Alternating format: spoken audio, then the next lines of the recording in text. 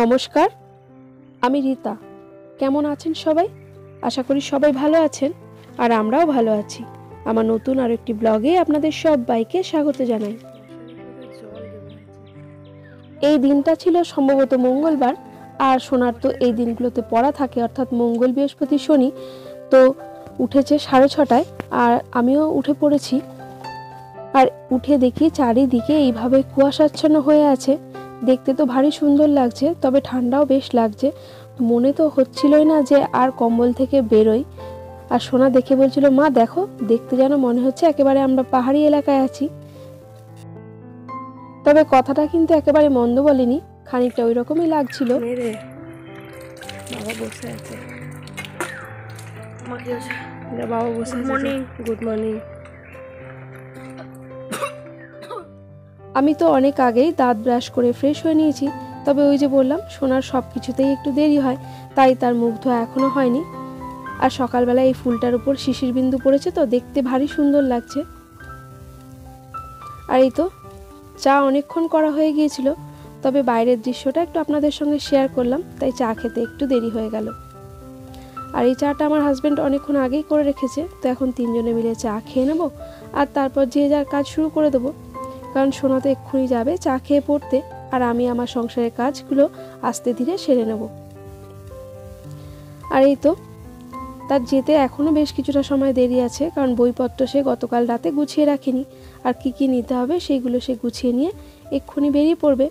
তো 7টা তো বেজে গেছে, আর 5-10 মিনিট হয়তো বেড়েও গিয়েছে। প্রতিটা সময় তাকে যতই বলা হয়, তবু তার একটু লেট হবেই। আর এটা নিয়ে সে প্রায় বাবার কাছে একটু বকুনিও খায়। দরজাটা খোল। চারিদিকে এখনো কুয়াশা ভর্তি। Good morning. কোথায় ক্যাটরিনা? ওইখানে শুয়ে আছে। ওই দরজা খোলা পেয়েছে, উনি ঢুকে। টাটা। টাটা। মাথায় ভালো করে ঢাকাটা দে।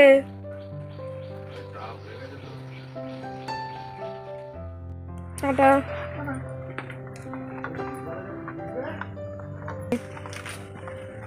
ঢাকাটা দিয়ে দে। ঠান্ডা ঠান্ডা হাওয়া দিচ্ছে, তো যখন দরকার হবে তখন খুলে নিবি। চলো, আমি আর গেলাম না। হ্যাঁ,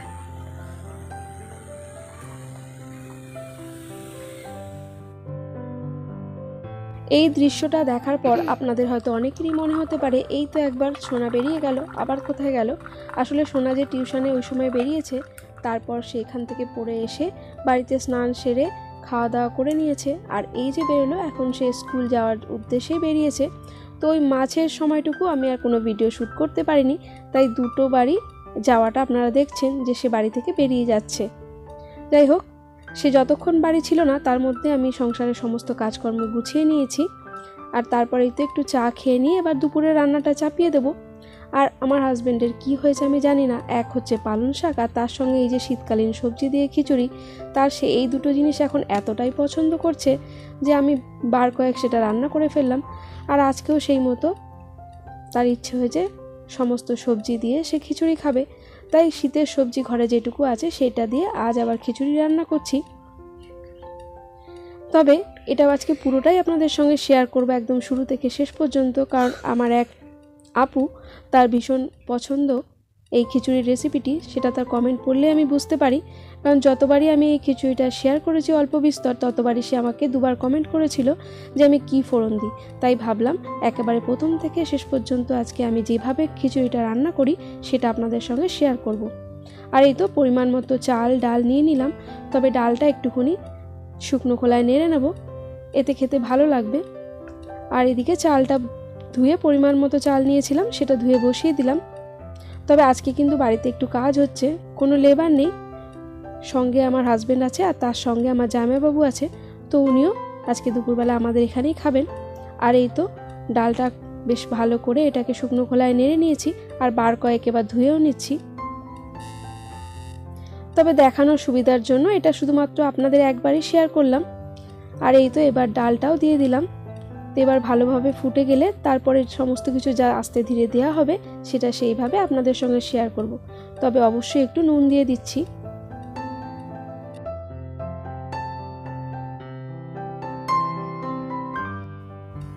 আজ খিচুড়ি খাবে বলেই গতকাল রাতে 2 রকমের ডাল নিয়ে এসেছিল, তো তখন তো রিফিল করা হয়নি।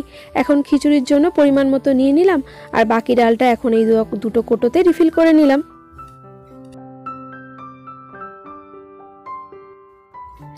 তবে এই খিচুড়িতে আজকে যে সবজিগুলো আমি দেব, হাজবেন্ড কিন্তু কাজে নামার আগে সেগুলো সমস্ত আমাকে কেটে গুছিয়ে দিয়ে গেছে। তো সেগুলো এখন ভেজে নেব। তো যতক্ষণে হাঁড়িতে ডাল এবং চালটা সেদ্ধ হচ্ছে, ততক্ষণে পাশের ওভেনে আমি সমস্ত সবজিগুলো ভেজে নেব। তার আগে দেখাই আপনাদের কি কি সবজি নিয়েছি। এখানে আছে কিছুটা মটরশুঁটি, 4 পিস মাত্র আলু নিয়েছি ঠিকই, কিন্তু এই আলু নিয়েও পড়ে যায় মুশকিলে, কেউ খেতে চায় না, আমার জন্যই পড়ে থাকে। আর আছে টমেটো, একটু পেঁপে, গাজর আর ফুলকপিটা একটু বেশি পরিমাণে নিয়েছি, আর 4-5টা কাঁচা লঙ্কা।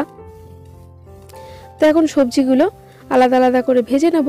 তবে যেহেতু আলুটা সেদ্ধ হতে একটু দেরি হয়, সেই কারণে আলুটা হালকা ফ্রাই করে এই মুহূর্তে হাঁড়িতে দিয়ে দেবো, নইলে এটা আবার সেই শক্ত থেকে যাবে, তখন আর খেতে ভালো লাগবে না।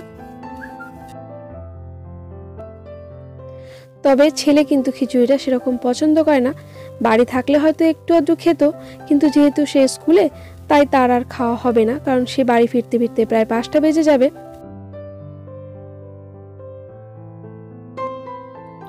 আর এই তো আলুটা হালকা ফ্রাই করে প্রথম অবস্থাতেই চাল আর ডালের সঙ্গে দিয়ে দিলাম। আর এইবার পেঁপে, গাজর এগুলো একটু হালকা ফ্রাই করে নিচ্ছি। আর এই ভাজাটা তুলে নেওয়ার পর তারপরে ফুলকপিটা আলাদা করে ভেজে নেব, কারণ এর পরিমাণটা একটু বেশি, তো তাই ফুলকপিটা একটু আলাদাই ভেজে নিচ্ছি। আর এই সমস্ত ভেজে রাখা সবজিগুলো যখন দেখব চাল এবং ডালটা বেশ ভালোভাবে ফুটে সেদ্ধ হয়ে গেছে, তখনই এর মধ্যে দিয়ে দেবো। আর এই যে এখন দেখছি চাল আর ডালটা খুব ভালো মতো সিদ্ধ হয়ে গেছে, তো এই মুহূর্তে সমস্ত সবজিগুলো অ্যাড করে দিচ্ছি। এর আগে দিলে কিন্তু একেবারে গলে পাক হয়ে যেত, সেই জন্য এই অবস্থায় দিয়ে দিচ্ছি। তবে প্রথম অবস্থায় আমি নুন দিয়েছিলাম, হলুদটা কিন্তু আমি ওই সময় দিই না, ঠিক এই সময় আমি হলুদটা অ্যাড করলাম। আর মটরশুঁটিটা দিতে একেবারেই ভুলে গেছিলাম, তো সেটাও অ্যাড করে দিলাম। সমস্ত সবজিগুলো দিয়ে একবার ওপর নিচ করে সুন্দর করে নেড়ে নিলাম, কারণ এই খিচুড়ি জিনিসটা বেশিরভাগ সময় দেখি তলাটা অনেক সময় লেগে যায়, তো সেই কারণে বারে বারেই একটু নেড়ে নিতে হয়। আর এই বিশাল আকার পেঁপেগুলো আমার বাপের বাড়িতে হয়েছিল, তো কোনো কাজের জন্য হাজব্যান্ড হয়তো ওইদিকে গিয়েছিলেন, তাই বেশ কয়েকটা পেঁপে নিয়ে এসছে। তার মধ্যে একটা খাওয়া হয়ে গেছে, সেটা ছোট ছিল, আর এই দুটো এখনো পড়ে আছে, জানি না কবে খাওয়া হবে। আর এই তো ফোড়ন আলাদা করে কিছু আমি দিই না, এখানে একটু জিরে আর সামান্য একটু আদা এগুলো বেটে নিলাম। এই মুহূর্তে শিলনোড়াটা খুব ভালো করে আমি ধুইনি, কারণ এটা তো ঘরের মধ্যে থাকে, তাতে ধুতে একটু অসুবিধে হয়। আর বাইরে নিয়ে যাওয়ার মতো সময় এখন হাতে নেই, কারণ দুদিকের ওভেনে দুটো জিনিস বসিয়েছি। এই তো তেলটা গরম হয়ে যাওয়ার পর এর মধ্যে জিরে আদা বাটা দিয়ে দিলাম, আর রুটিন মশলা নুন, হলুদ, লঙ্কার গুঁড়ো আর টমেটো এসব দিয়ে মশলাটা সুন্দর করে কষিয়ে নিচ্ছি। তবে অল্প পরিমাণ মশলা বলে বেশিটা পুড়ে যাওয়ার ভয়, তাই সামান্য পরিমাণে একটু জল অ্যাড করলাম।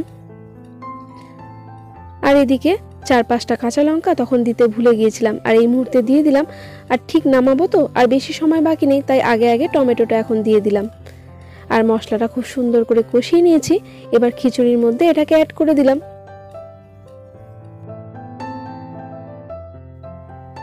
মশলাটা দিয়ে আরও একবার খুব ভালোভাবে ওপর নিচ করে একটু নেড়ে দিলাম, আর একটু চিনিও অ্যাড করে দিলাম। আর এদিকে পাশের ওভেনে আবার একটু বেগুন ভাজা বসিয়ে দিলাম।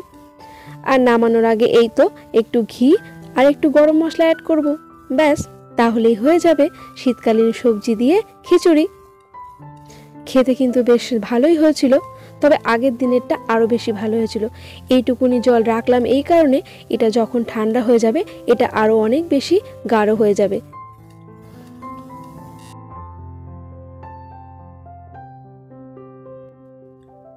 ইচ্ছে ছিল একটু বাঁধাকপির তরকারিও করি, কিন্তু যেহেতু ভাবলাম খিচুড়ি তাই শর্টকাট হয়ে যাবে, তাই বেশ কিছুটা সময় যেই হাতে পেয়েছি একজন প্রতিবেশী বান্ধবীর সঙ্গে একটু গল্প করছিলাম, আর তাই তো একটু দেরি হয়ে গেল। আর ওই কারণেই বাঁধাকপিটা আর করে উঠতে পারলাম না। একটু বেগুন ভাজা করলাম, আর এখন একটু পাঁপড়ও ভেজে নেব। আর এই মুহূর্তে আমার জামাইবাবু এবং হাজবেন্ড দুজনেই চলে এসছেন, তো ওনাদের এখন খেতে দিয়ে দিচ্ছি।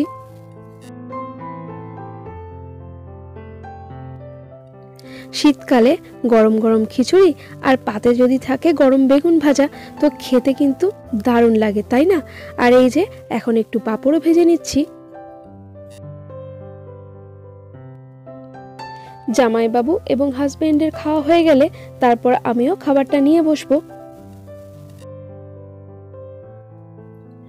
আমার আজকের ভিডিওটি আপনাদের কেমন লাগলো একটা কমেন্ট করে জানাবেন, ভালো লাগলে একটা লাইক করবেন।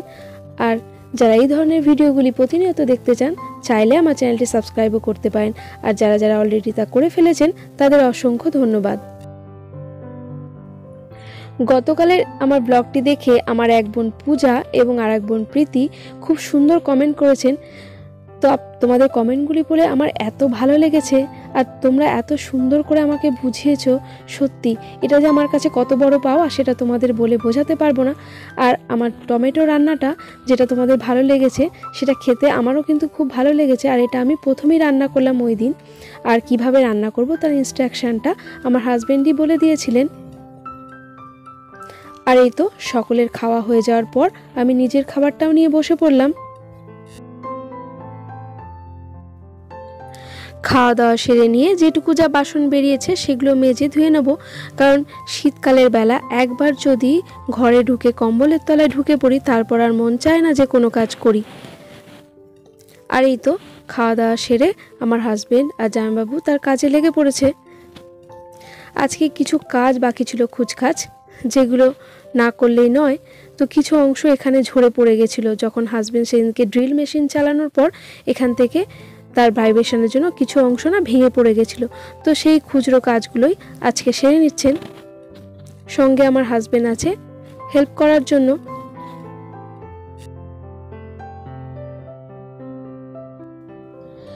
চলুন তাহলে ওনারা ওনাদের কাজ করুক, আর আমিও আপনাদের কাছ থেকে এই মুহূর্তে বিদায় নিয়ে নিই। সকলে ভালো থাকবেন, আবারও দেখা হবে।